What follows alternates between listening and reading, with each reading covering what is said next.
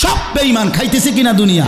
তো আল্লাহ তাআলা বলে কুলু ওয়া তামাত্তাউ কালিলান, এই নাফরমান কিছু সময়ের জন্য দুনিয়ার মধ্যে খা, ভোগ কর, ইন্নাকুম মুজরিমুন, কিন্তু মনে রাখিস তুই কিন্তু নাফরমান, তুই কিন্তু পাপী, আমি কিন্তু তোরে ছাড়বো না।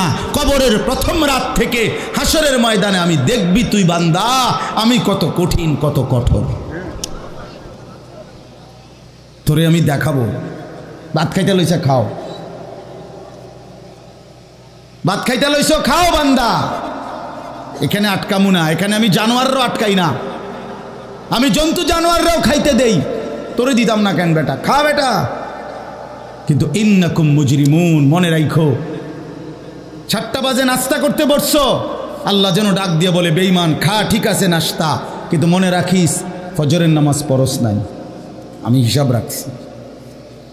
রাত 10টা বাজে খাইতে বসছ বেঈমান, ঠিক আছে খা, কিন্তু মনে রাখিস এশার নামাজ পড়ো নাই।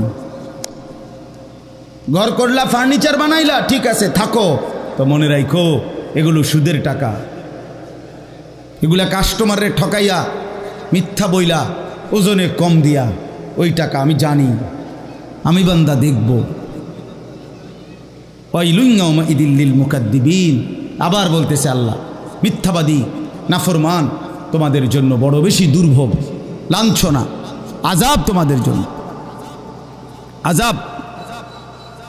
এই জন্য আল্লাহ তাআলা বলছেন এটা।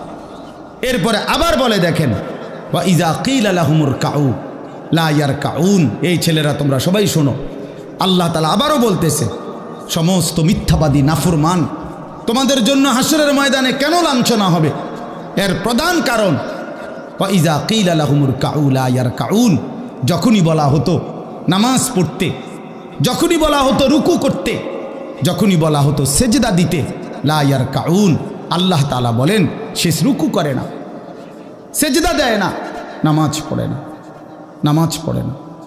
আল্লাহ বলেন আমি এতবার বললাম, এতবার বললাম, একটা দিনে 5 বার মসজিদে আজান হলো, একটা মহল্লায় শুধু একটা মসজিদ না, এক এক ওয়াক্তে এক একজনের কানে কমপক্ষে 10টা মসজিদ থেকে আজানের আওয়াজ আসে, ঠিক কিনা বলেন? কি রে বান্দা এত শক্ত হইলি কেমনে বান্দা, আমার এত বড় আসমান ও জমিন দিয়া, এত বড় কায়নাত দিয়ে বান্দা আমি তোকে লালন পালন করলাম, বিনিময়ে তুমি একটা সেজদাও দিলা না।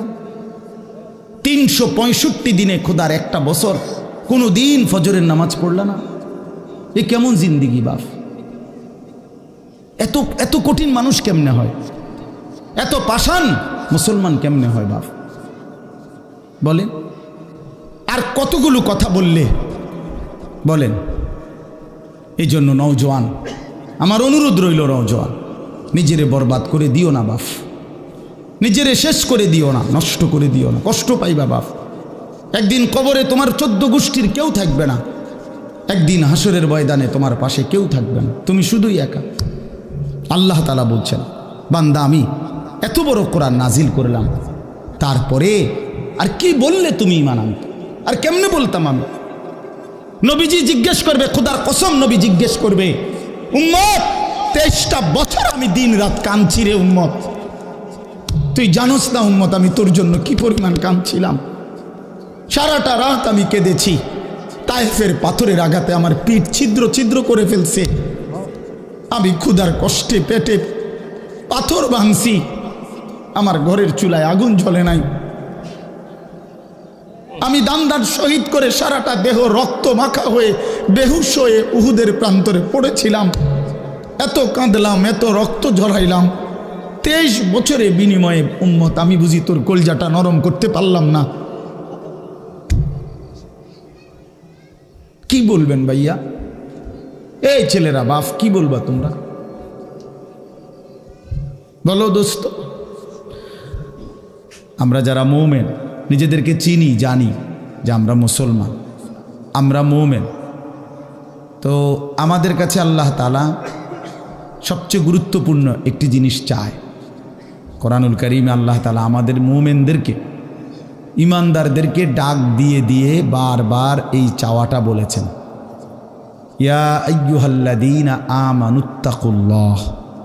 এই কথাটা আল্লাহ তাআলা কোরআনুল কারীমে বহুবার বলছেন, হে ঈমানদারগণ, হে মুমিনগণ, তোমরা যারা বুঝো যে তোমরা মুসলমান, তোমরা মুমিন, তোমরা ঈমানদার, তো আমি আল্লাহ তোমাদেরকে বলছি, ইত্তাকুল্লাহ, তোমরা তাকওয়া অবলম্বন করো, তাকওয়া অবলম্বন করো, আল্লাহকে ভয় করো, তাকওয়া গ্রহণ করো।